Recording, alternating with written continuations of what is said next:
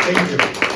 Hi, everyone. I'm very happy to be here. Thank you for inviting me into your space to talk a little bit about not just who I am, but where I come from. Before I get into all that, I just want to ask a few questions. It's okay if you guys don't know the answer to these, but does anyone know if there are any state-recognized tribes in New Jersey? Maybe. Yeah? How many do you think there are? 25. You know that? You got 5?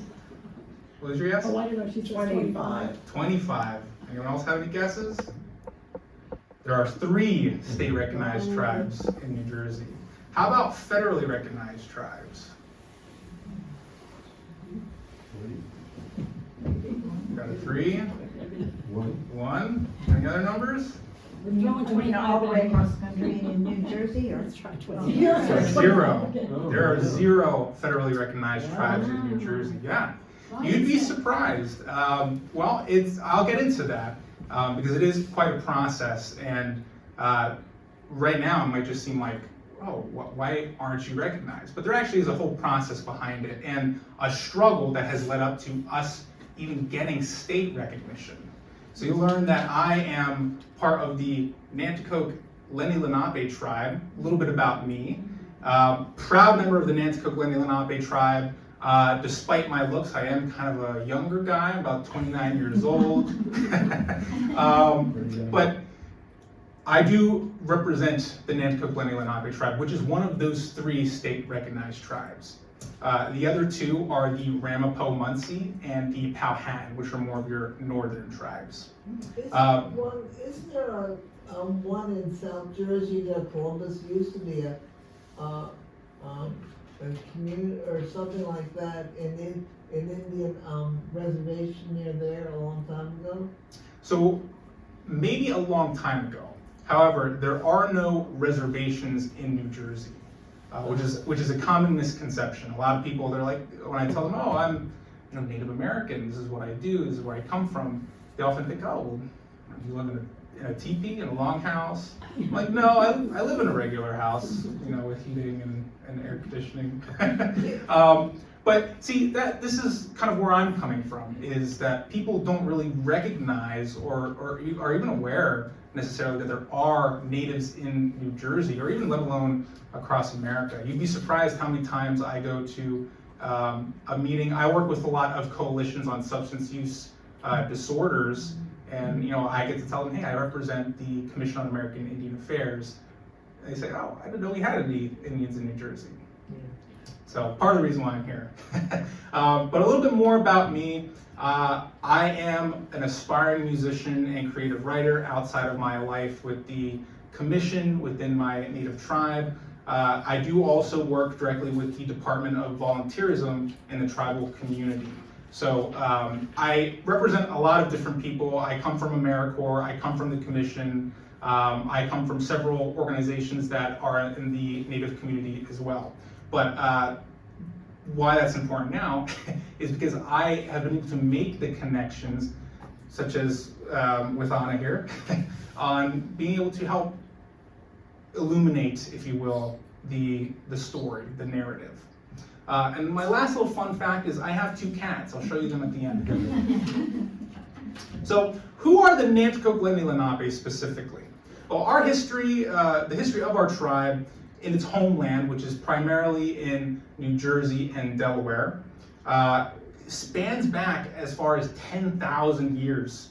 We're the descendants of the Nanticoke and the Lenape, 2 different tribes, who remained or returned to our ancestral homeland after many of us suffered removals during the reorganization. Those of us who were forced to migrate to the Midwestern US or even into Canada.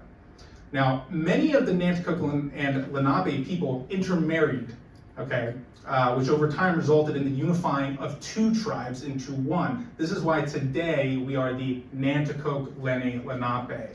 So that, if you're ever curious as to what that really means, it's really the conjoining of 2 tribes into 1. So you can consider the Nanticoke Lenni Lenape as 1 overall tribe. And as I mentioned before, we are one of 3 state-recognized tribes, the other 2 being the Ramapo and the Powhatan nations. Now, you kind of know a little bit about who I am, you know a little bit about the tribe itself. Let's talk about some realities, some things that are real, some things that are false, and hopefully I will be able to help you guys understand which is which. So, one thing that I like to talk about when it comes to realities is representation. Okay, I get asked all the time, how do you represent being Native American? What is the do's, what are the don'ts, right? Should I just not touch it at all? Well, here's the thing. You have to remember that natives are normal people, just like everyone else. So when you have let's say a mascot, for example. I know it's like kind of like a hotly debated topic. The mascots, if you want to use that as an example here, they don't represent truly who a native is or how they represent themselves. So let's say we have a mascot that is just kind of like a very red-toned skin, wearing the headdress and a loincloth with some wild cartoonish theme about them. Well, I can't identify with that person because I don't look like that mascot. That this mascot doesn't represent who I am or my traditional values. It's basically made as a joke. However, that's not to say that there isn't a good way to represent Native Americans. Now, I would say that the way that you should, if that's you're trying to portray not just natives but any ethnic group, you want to make sure that their traditional values are actually represented in their mascot or in whatever portrayal you're trying to sort of achieve. Another thing is costumes. The difference between a costume and a regalia. Regalia is a garb that is worn by natives that has traditional and spiritual value. There's many different kinds of regalia, and it's going to vary from person to person. For example, we have something called a medicine dress, which is essentially a garb that women who are medicine dancers would wear that involve they're like little tin cones, and they jingle, hence jingle dress or medicine dress. And so whenever you see someone dancing, maybe like a powwow or a traditional gathering, and they're doing a jingle dress dance, that's usually them praying for their community. They're praying for the good health, for the sort of elevation of their people. Another dance is the grass dance. I was a grass dancer when I was young. I don't do that anymore, mostly because I'm a little out of shape for it. But the traditional grass dance is something that natives would do when they're getting ready to have a powwow or have a gathering in a particular space. The grass dancers would go and they would dance on the grass and flatten it out. And that ultimately would become that space they use for their ceremonies, for their gatherings, for their powwows. And the way that their garb might look, reflecting their grass dancing, is lots of fringe, things that are reminiscent of grass or of sort of foliage waving in the wind, if you will. So those are some of the traditional values and things that are important about a regalia. So when you look at kids on Halloween, dressing up in as a native princess or whatnot, those things don't reflect anything more than a stereotype. Really is really the best way that I can put it. And you might think, oh yeah, it's a silly thing that doesn't really apply to me, but it has applied to my people for many, many, many years. And when you see yourself being represented in a way that's other than your internal values, that can have a lasting impact on you and your community. So that's something that we're still facing today. But what I'm going to kind of lean into now is less about the stereotypes and more about the reality of our history. Okay? So something that's going to be important in my next coming slides are going to have to do with historical trauma, or really the reorganization of our people. There's this thing called the Indian Reorganization Act. This was an act passed in 1934, which sought to end policies that divided tribal lands and reverse assimilationist policies such as the Dawes Act. If you're unfamiliar with the Dawes Act, the Dawes Act essentially forced Native people to relocate and divided up their respective territories and sold them to colonizers, to settlers that were taking that land. And so the Indian Reorganization Act aimed to provide tribes with a little bit more autonomy, to reorganize tribal government, and to provide funds for education, land restoration, and economic development. But here's where we kind of get into the fishy side of things. Where, unfortunately, despite all those promises that were made, very few were actually followed through on. Very few. This is where we start to see more issues, as many economic promises that were very much needed to help rebuild Native territories, Native infrastructure, were simply not met. Economic benefits were often unevenly distributed and realistically didn't improve things for many tribes. Tribes were actually given the opportunity to buy back territories that were taken from them.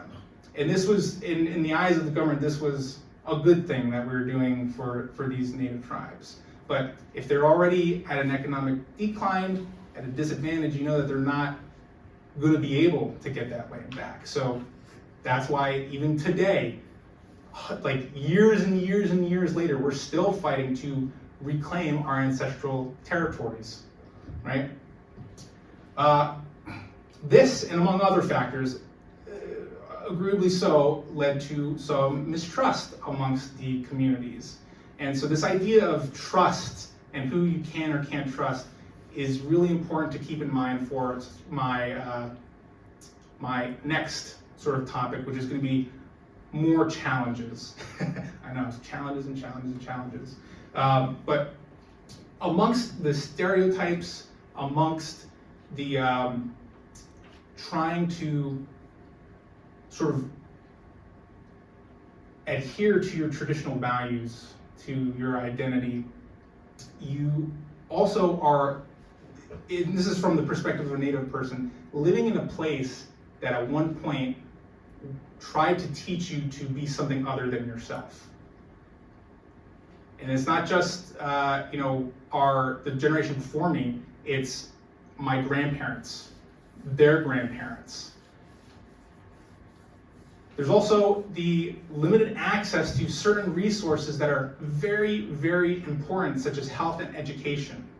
I decided to focus on these two facets in particular because a lot of my personal experience and my work experience has been with substance use disorder amongst tribal peoples in New Jersey, as well as college access for our youth. So as far as the health sort of issue goes, Native Americans are amongst the highest percentage of people in America, not just New Jersey, that are suffering from the opioid epidemic or have some sort of substance use issue. And a lot of that has to do with the socioeconomic and cultural causes, such as historical trauma, which I'll get into at a later point. But, this might be that person who says, oh, I am struggling with my mental health. I am struggling with money. I'm struggling because what I see in the world outside of my tribal community doesn't reflect who I am. So those are all things that could be causes of their use for opioids or substance use.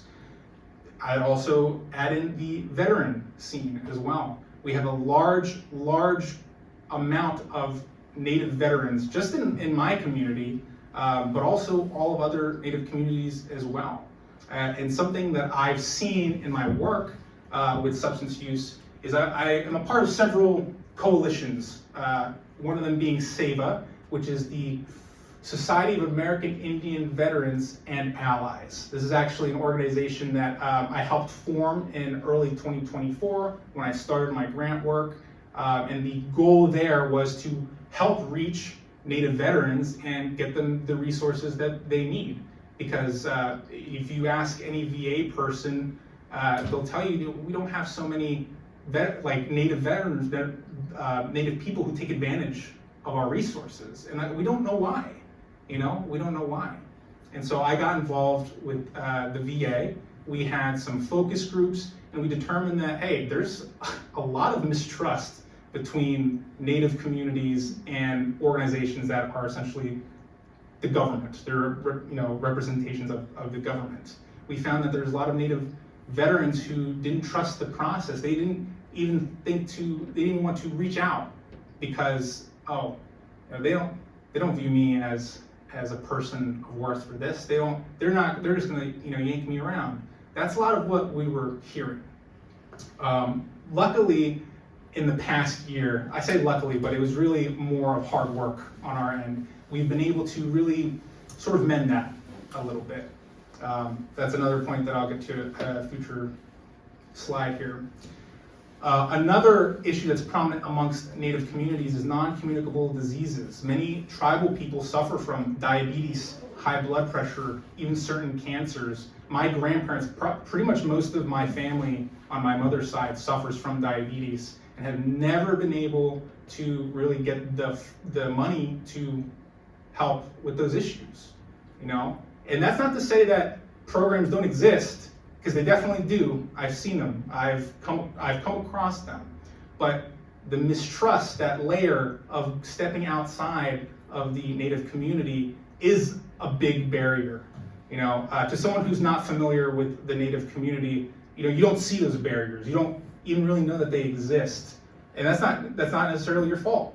You just haven't had a lived experience that many of the elders and veterans in our community have had to have those barriers in place. And of course, there's also mental health issues. This is not just something that's exclusive to the Native community. I believe that everybody, in every sort of demographic suffers from mental health issues, whether that be depression, PTSD. There's unfortunately a large percentage of Native Americans who are in that suicide category, and even violence. So these are all things that they are relevant in other communities, but they're also very prevalent in Native communities who are much smaller, much more, I don't want to say constrained, but it's much more limited in that capacity. So that's one aspect of my work. Another one has been college access. I work with many youth in the tribal communities. In a past life, I did a lot of work with UPenn. My mother is actually a professor at UPenn. She teaches Native American histories. And my grandmother, her mother, was a teacher on Cherry Street Schools in Vineland. That's where she spent a lot of time teaching children. So you could say that teaching is kind of in the family. I think it might have missed me, but but anyway, I have a rooted investment in college access, education, and in our youth. So one thing that I've noticed in working with the youth is a lot of them feel that there's no representation for them in college, universities, platforms. Even I have experienced that. I went to St. Lawrence University, which is a school in northern New York. It's literally 20 minutes away, 20 minutes away from the Akwesasne Reservation, 20 minutes away. You wanna know how many Native students attended my university at the time that I was there? 1. 5, actually, you were close. Yeah, I know you're expecting it, but 5. And I only knew 3 of the other, I was one of them, so I only knew 3 others. There's one that I never even got to meet because, they never really attended the Native meetings that I was part of. But anyway, this, to me, is kind of like being an outsider looking in. All these people look this way, and I don't look this way. All these people, they have different values than I have. My traditional values sort of clashed with that sort of perspective of who I am in this space. And so when I, fast forward a little bit, being an adult working with youth who are getting ready to go through the college process themselves, it then clicked with me. I saw that they were feeling that same way, that they felt that college wasn't for them because they never saw themselves represented in that community. Many Native youth, they feel like they can't afford to go to college, which, is not particularly unheard of. College is expensive. And there's not a whole lot that is available for someone who is Native. There are certain opportunities. The only reason why I got to go to university was because I was a presidential diversity scholar, which helped pay for essentially the majority of my tuition for college. But I was just one lucky person that got to be a part of that, So otherwise, monetarily speaking, it's daunting to a Native student who is maybe thinking about going to college. On top of that, the college application process is very daunting to someone who has never done it before, has had no sort of interaction with that in the past. They might not even know where to start and might give up halfway through. It's unfortunate, but it's kind of the truth, is not having that college access preparedness. Okay. Now, let's tie historical trauma into this. Historical trauma refers to the collective intergenerational experience of profound and enduring psychological and social disruption caused by large-scale oppressive events. The wounds caused by these events, they live on through following generations who continue to experience those disruptions. Something like colonization and removal from land and family, history of racial discrimination, loss of cultural identity. I'm sure probably some of you have heard of the Carlisle boarding schools, right? Yeah. Yeah, so that was not that long ago.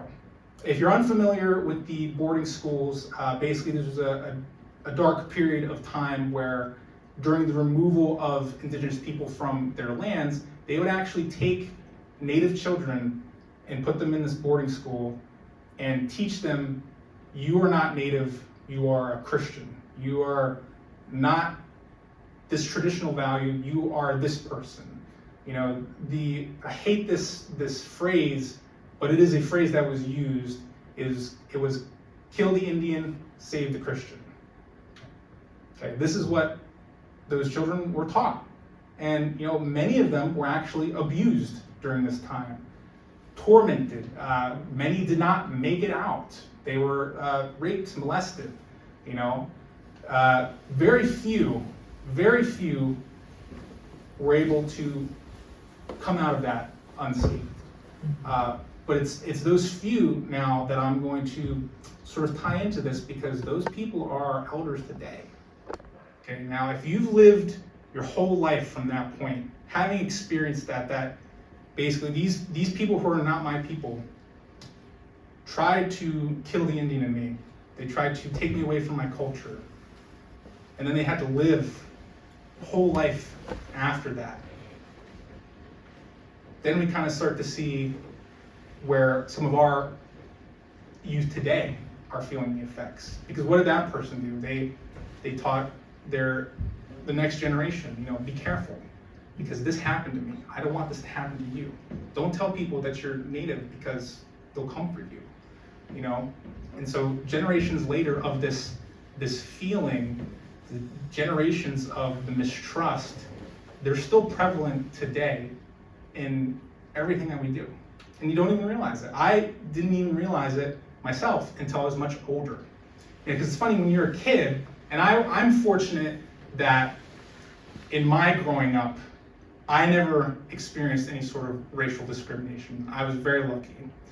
I mean, occasionally people would throw the silly, Indian joke, oh, you're Native, do you scalp people? Oh, no, yeah, But when I was older, I started to reflect on my family and how they taught me, and they really shielded me from these darker points in our tribal history.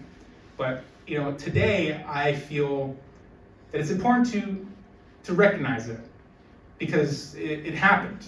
You know, it's factual. We can't change it. All we can do is try to learn from it. You know, but that's a bigger ask than it sounds, because historical trauma is not something you just, you know, can say, okay, I've acknowledged it and move on. It takes a community. I like to think of the Native community as a forest. Okay, what does a forest need to grow? They need to have roots, they need to have good sun, the soil needs to be good, you need to have water. But historical trauma is kind of like having a forest, and that soil is not good. That soil is sick, hasn't been taken care of. So what happens when the soil is not good, is maybe polluted? Well, now your forest is going to be sick as well. And so that's how I try to view historical trauma, is we need to mend the forest. We need to mend our communities, starting with the soil. And so I know that was kind of a dark, a little heavy there, but those were some of the key historical points I wanted to just bring up to you, because it is important to recognize, and there's a lot of people that, you know, they really don't know that is what Native people have gone through. But I would be remiss to say that there weren't any good things that have come up, and I'm actually going to talk about some of the grander achievements that we've had in the tribal community, and really that I've gotten to be a part of in my work. I mentioned before that I work with much of the youth, the state recognized youth. In my grant work with the state, I worked on a substance use disorder grant, which was really catered to all three of the state recognized tribes. Of course, if there was any other tribal member who would come to me that wasn't a part of, hey, you know, I'm not part of this tribe, but you know, I am Native, this is where I come from.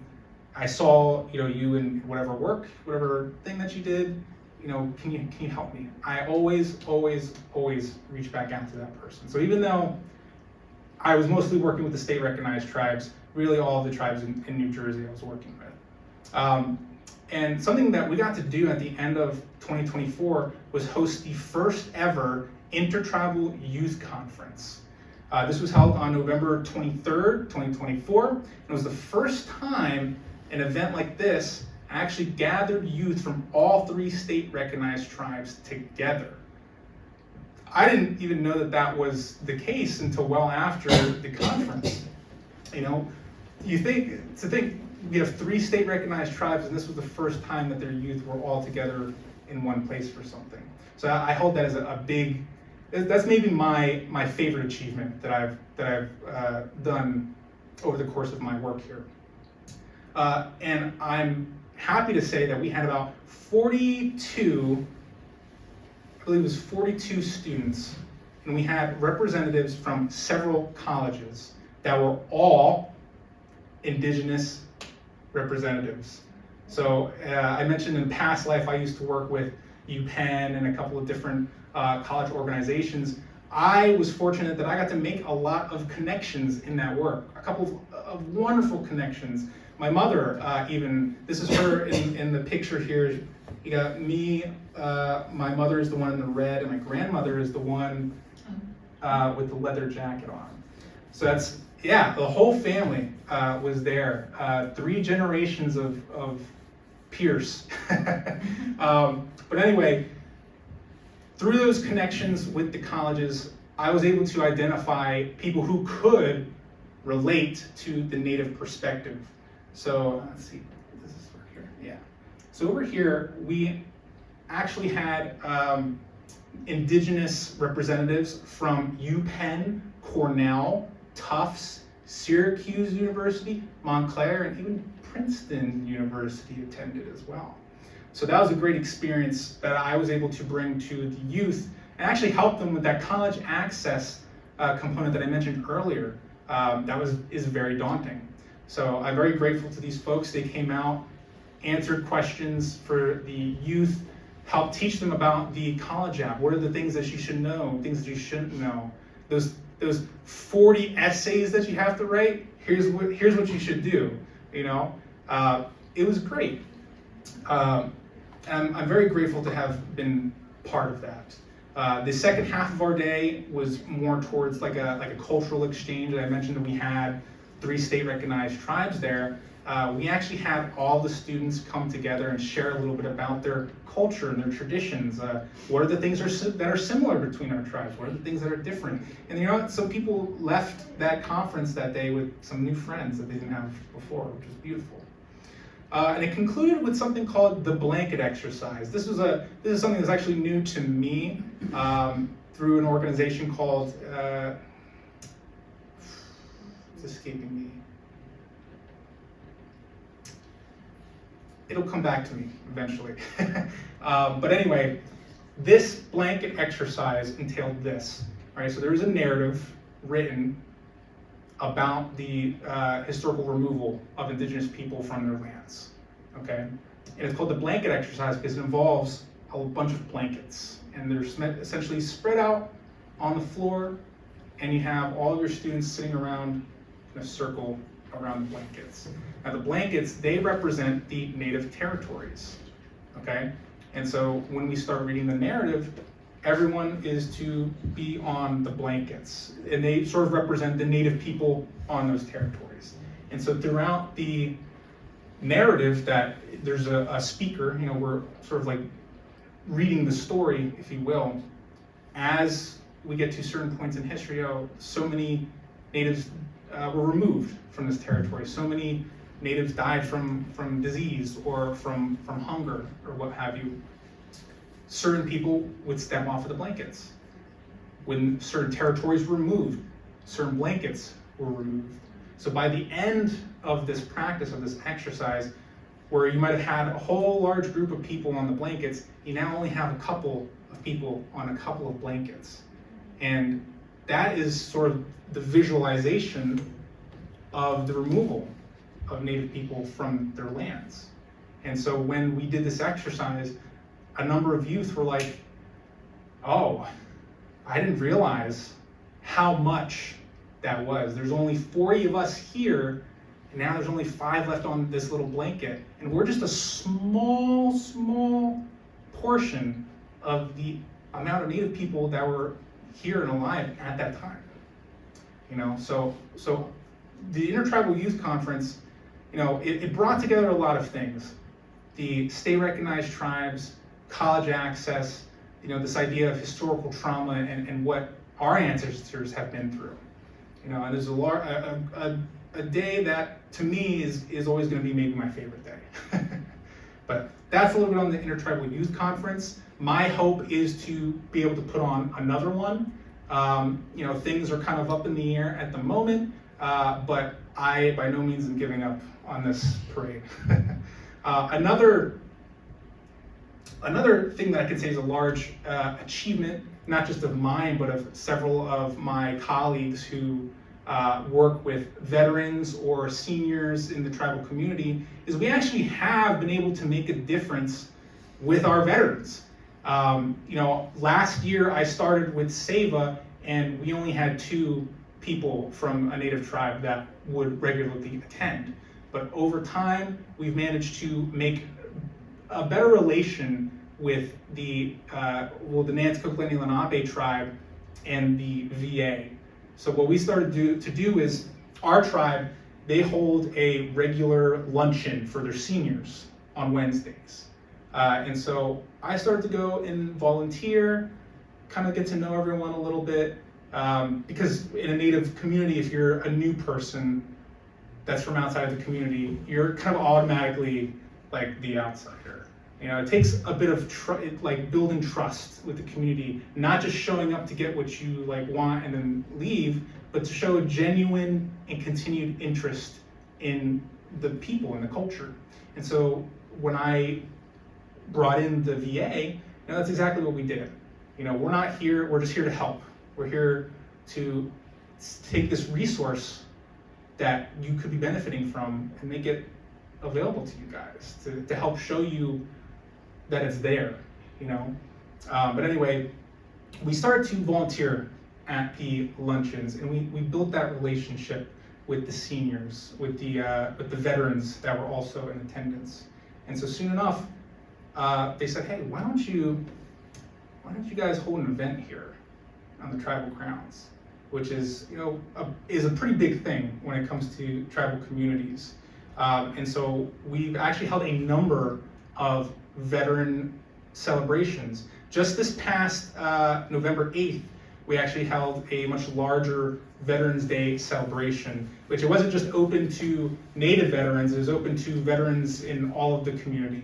We spread it out far and wide, and we had people from several organizations, that were taking part in our traditional values, in our gathering, okay? And they actually are now pretty much regulars, if you will, within our community, and that relationship has gone a long way. We've actually got to have veterans from outside of our community, Native veterans from outside of their community, come to this event and speak. For some of them, it was the first time speaking about their experience in the military, in the Navy, in the Air Force, hearing stories that are very relevant to my earlier points. I won't kind of stand too long on any ones, right? But you'd be surprised. You'd be surprised how a Native veteran was treated in the Army, even though they were fighting for a country that this didn't necessarily see them as equal, and so a lot of that came out here. It featured a Q&A panel with Native veterans from all the tribal communities, and there were people in the audience, people that, family members and supporters who came, and they really soaked it in. They really took in that message and that experience. And even I think, really learned some things that I never would have guessed about elders in our community. So I think this is a big step for us. And the work with the veterans is definitely not slowing down. We're going to do many more events with them, and we're hoping to do more across New Jersey as well. So I think I'm pretty good on time, but that's the majority of what I have for you guys. I promised you a picture of my cats. Here they are. Their names are Fry and Leela. Oh yeah, she's a big one. But I know that was brief, and I definitely tried to give you guys the overview of some important things, at least in my work and in my personal experience. But if any of you ever wanted to continue to connect, or just say, hey, Lewis, I just had a question about this thing, and maybe I don't feel comfortable kind of asking someone else, please feel free to reach out to me. This is my email here. I put it at the bottom. That's my personal email. You can pretty much always reach me there if that is the case. But thank you for your time. Much appreciated.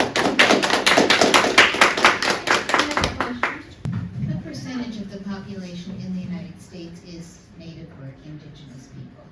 Very small, and I would say something as low as 2 or 3%. But the truth is that even that couple percentage doesn't represent everyone. I was just we were just talking before that there are people even today who are only just finding out that they are Native, that they have some amount of Native. They're only just finding that out. So if you were talking about ones that sort of self-identified already and have expressed that to whatever census, it's about 2 or 3%. But most likely it's larger than that. Right, I understand. Thank you. Questions? In the beginning. I have a question. You talked about how there was a clash of values between, I guess, the Indians and people that they interacted with that weren't Indians. I wondered what the values were that clashed. Well, if I might kind of mention, a touchy subject is religion, that idea of Christianity and what is Christianity. That was a large part of it. Obviously, Native Americans, they have different spiritual practices than of any other religion, really. So for example, in my culture, and there are many people today that Natives, they do identify as Christian, but There is, for example, tobacco is actually a very important component to Native spirituality. Natives, they burn tobacco, not to, smoke it, but the idea is that that tobacco plant is sacred. And when they burn it, they're actually sending a prayer up to the Creator. So to a lot of Christians at that time, that was viewed more as like heresy, as more of a taboo. Even though, if you ask many natives today, they'll say that the Creator is God. God is the Creator. Those two religions kind of go hand in hand, if you will. But that is only just one of those sort of clashing of ideals, is how to practice your spirituality, or whether or not you are Christian or not Christian. Hopefully that answered a little bit of your question. Lloyd. Yeah. I'm hearing from Pine Ridge and Rosebud that the native tribes don't want to be referred to as Indians because Columbus was wrong. And also don't want to be referred to as American. They were here before it was designated as American. Are you hearing anything like that, that people are finding those two words to be insulting? So yes and no. It kind of depends on who you're talking to. And I can really only speak to the people that I've interacted with, particularly in my tribe. If you ask many of the older people, what they sort of want to be referred to as, a lot of them will actually tell you Indian. And that's partially just because for the majority of their life, that's who they were. They were an Indian. If you ask some of the younger folks, or even me, I tend to prefer American Indian or Native American. Those usually are just really good by me. But it really depends on who you're talking to. Thank you. Okay, in the beginning of your talk, you were talking about the history, of course, of trauma, and obviously the trauma of Native Americans being killed and displaced was really huge, and hopefully at least that's not going on, hopefully. But would you say two parts to this? Is the trauma kind of getting to less and less over the decades, but also the reaction of the Native American community is getting calmer and less over the decades? Yeah. Things are getting better, maybe. I would say that I'm a glass half full kind of guy. I'm sure that you could ask 5 different people that question and they'll probably give you 5 different answers. But in the work that I've done, I've learned that half the battle is simply knowing and understanding. And so for me, in being able to have some of these resources for our community, not just on the health side of things, but on the educational side of things, does go a long way, because those future generations, they will have the understanding that hasn't been in place up till now. So I would say, that every day, every year, it gets a little bit better. And it's not just like 1 or 2 people that are trying to make a push to make things better. It's, hey, we need to make this known. We need to know about where we come from. We can't just sit idly by and kind of like let life pass. It's learning from those points in history so that they aren't repeated. Thank you. One more question. Where was that conference from 20 that you had earlier this month? Where was it held? So the youth conference, was in November of 2024, so it was about a year ago. And that was held in, I believe we had at the Middlesex Fire Academy is where we had that. Mm-hmm.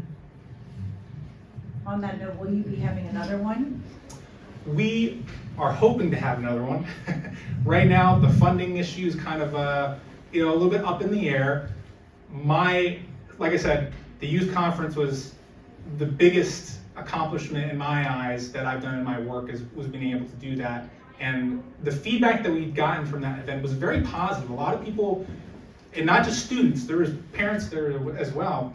They went home with like a lot. They were able to take things away from that. And so it was always my goal to be able to make this a yearly occurrence. And that's still my goal.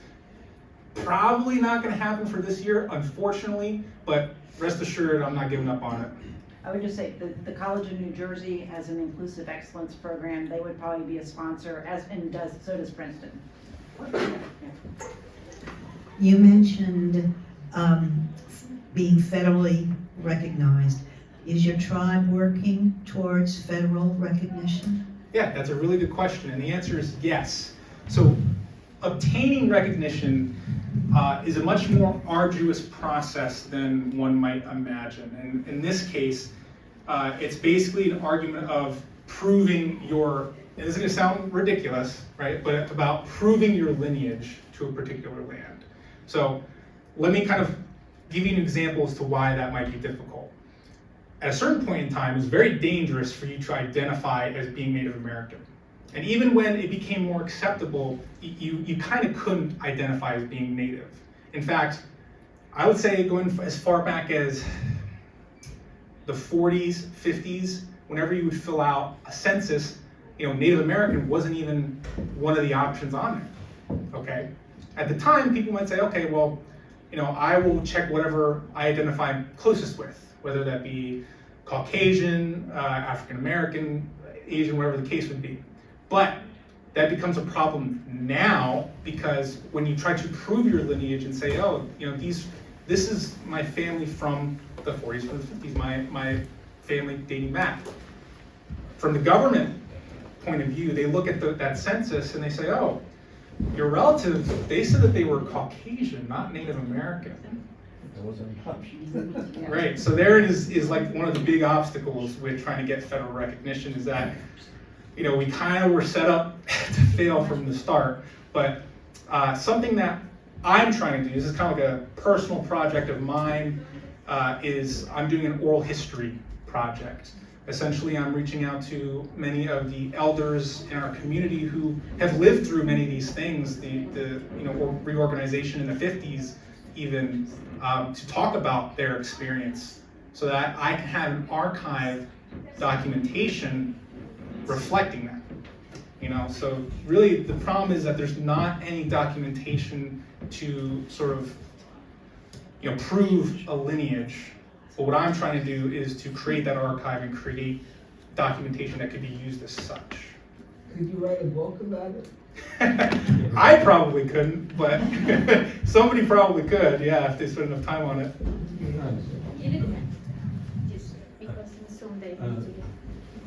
Anyone in your organization trying to prove lineage through DNA? Yes, so my tribe in particular, I can't really speak to the other tribes on this.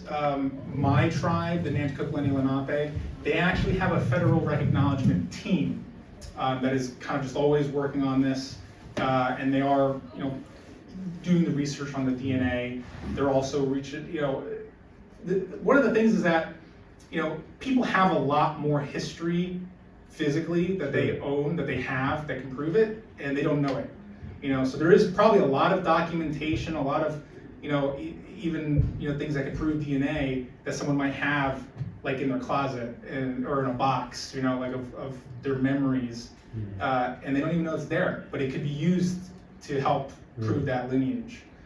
So that's part of my fight too with the oral histories is like, hey, do you have any like old pictures like in your closet or something like that from this time, or Or locks of hair from relatives. Right, exactly. It's out there, people just don't.